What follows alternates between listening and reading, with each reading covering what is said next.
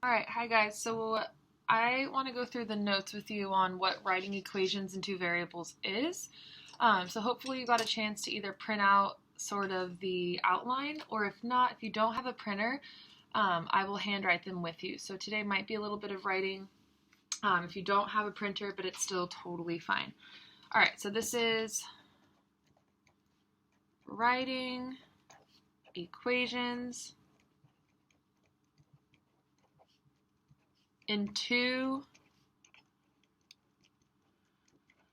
variables. So all this means is we're used to seeing something like 2x equals 10. But now we're going to see an x and a y. There's two different variables. And it doesn't always have to be an x and a y. It could be anything. So this is section 7.4. All right. And so first thing I wanted to define an equation in two variables. And so the video from yesterday, he talked about this and what this was. And so this is an equation with two different variables. It might look something like this, for example. It might look like y equals 2x. So now I have two different variables. And basically what it's saying is whatever number I put in for x, that's going to affect my y. So my y is dependent on whatever x is, that will change what y is. And so basically this represents two quantities that change in relationship to one another. So right now, since x and y are in the same equation, you could say that they have a relationship with each other. X, whatever x is, it'll affect y. Whatever y was, that's going to affect x. They have a relationship with each other. So a solution of an equation in two variables. Well, this is going to be an ordered pair. And remember, an ordered pair you can think of as x and y. So an ordered pair will be when x is a number, y is going to be a number.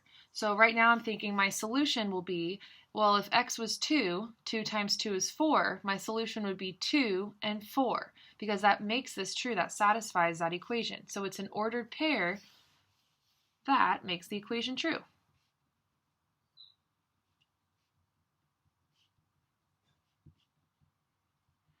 And EQ with a period, that's just short for equation to save you some time on writing. So you have this thing called your independent variable.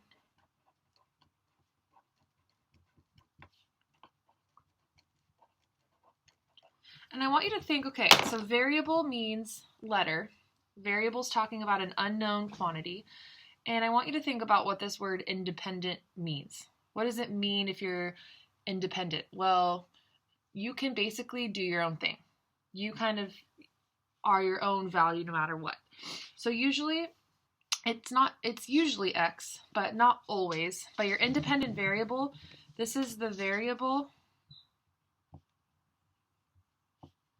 representing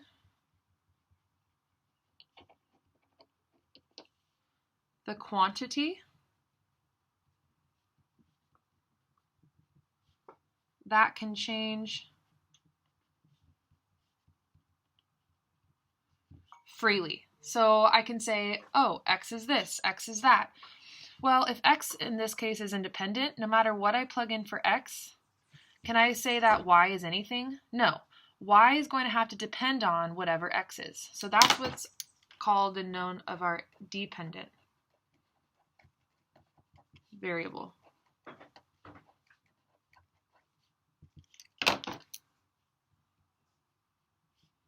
This variable's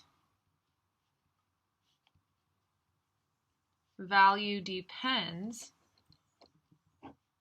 on the independent. It depends on the independent.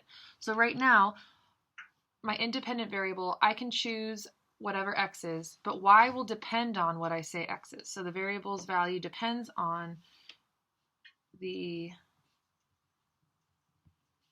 independent variable. All right, so for example 1, it will ask you things like identify solutions of equations with two variables.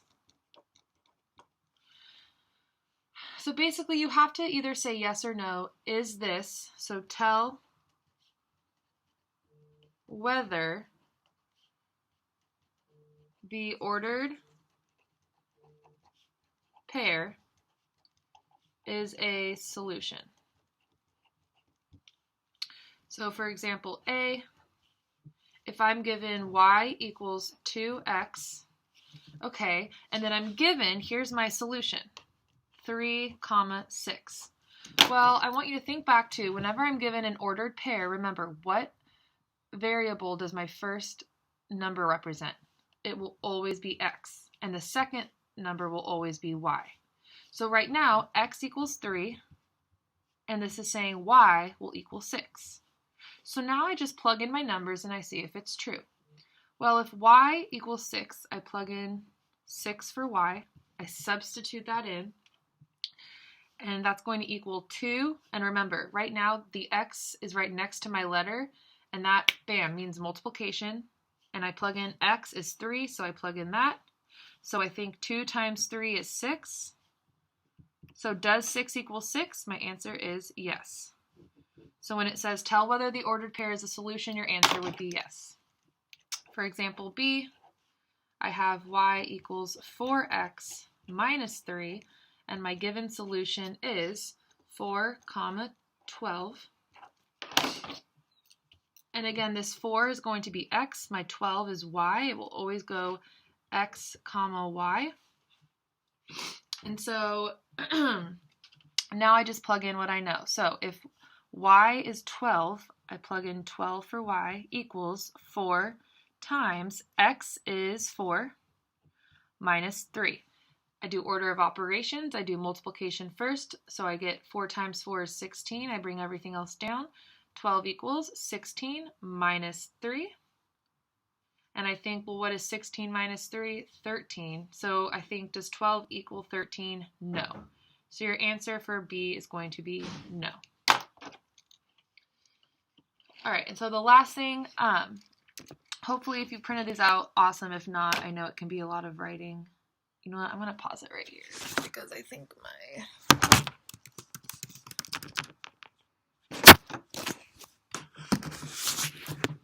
just kidding, we're back. Okay. So let's move on to using an equation in two variables. So this is another example. I want to use an equation in two variables. So I'm given an equation of y equals 128 minus 8x. So here's my equation. And it tells you, so this equation is talking about fluid ounces of milk remaining in a gallon jug after you pour X cups. So basically pretend like you have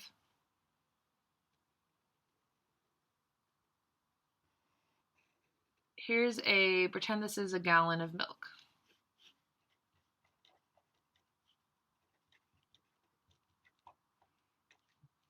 And then here's one little cup. And so Y is going to represent how much milk, how many gallons of milk is left in my big jug, but that's after X is going to here. So let's write, so Y is going to be talking about milk remaining in gallon jug after after you pour X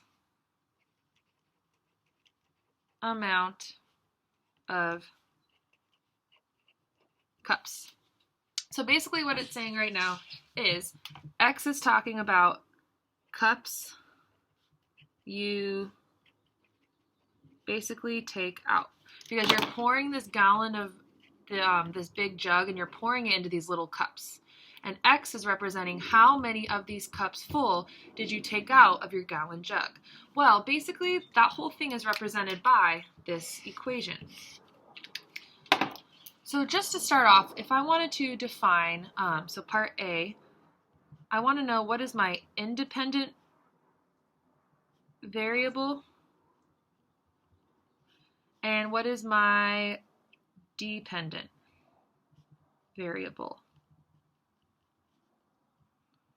So I want to think right now, which one is free of whatever I'm talking about? Which one can change freely? Well, that your independent variable is going to be X, because no matter how I can decide, I have the power, I am independent, I have the power to take out X amount of cups. I can take out as many cups as I want. So X, the amount of cups I take out, well, my dependent variable is Y.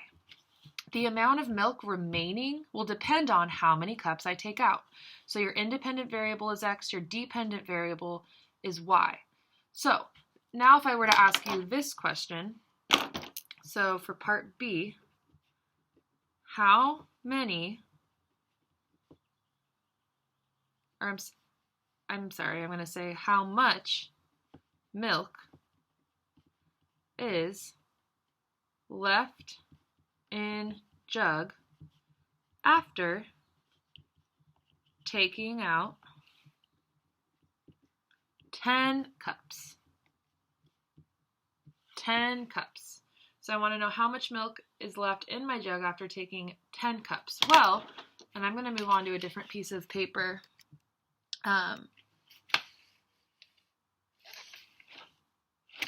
hopefully, I'm sorry if you couldn't see that.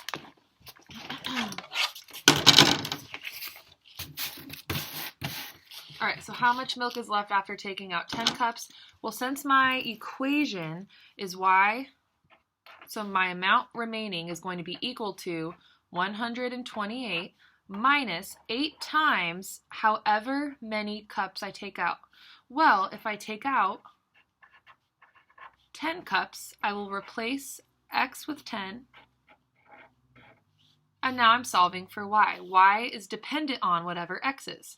So I know 8 times 10 is 80. I bring everything else down. And 128 minus 80, you can do on your own. Well, that's going to end up equaling 48. And we're talking about, I didn't say it earlier, this is fluid ounces, so you could say 48 fluid ounces. So Y equals 48 fluid ounces. The remaining milk in my jug is going to be 48. And so that's just an example of an sort of a real life scenario of an independent and dependent variable. All right, so I know Oscar and some of you have been asking to see my dog, so I want to show you a real life example just on how an equation in real life can have an independent variable and a dependent variable.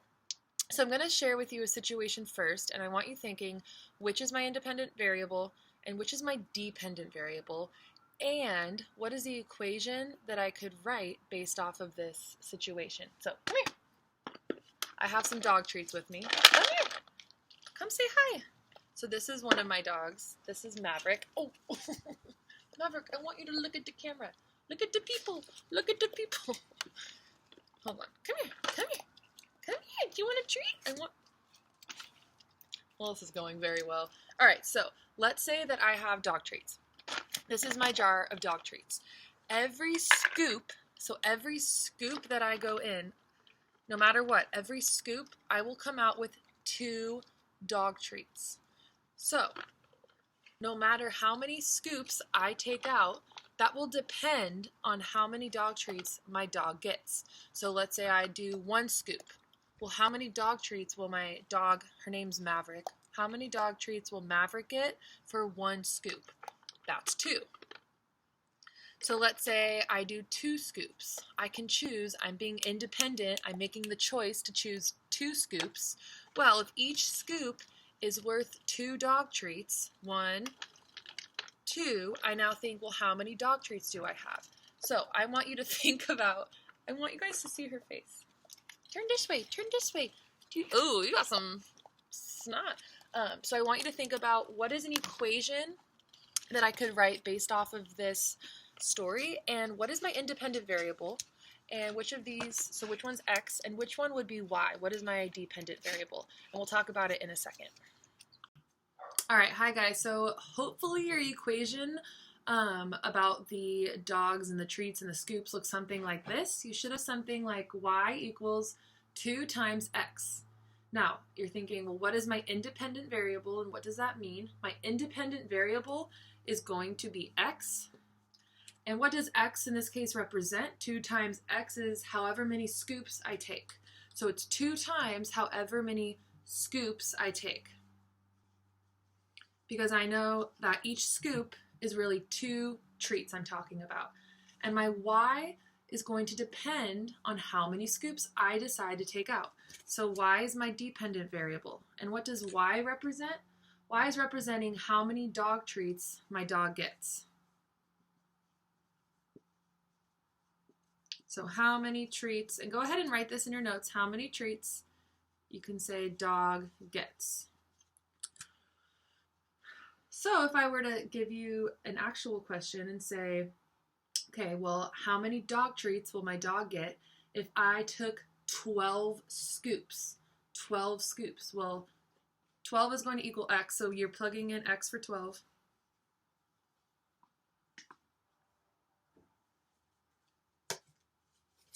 And now you're solving for what is y going to be. Well, 12 times 2 is 24, so I know that, oh, okay, it gets 24 scoops. I'm sorry, 24 treats.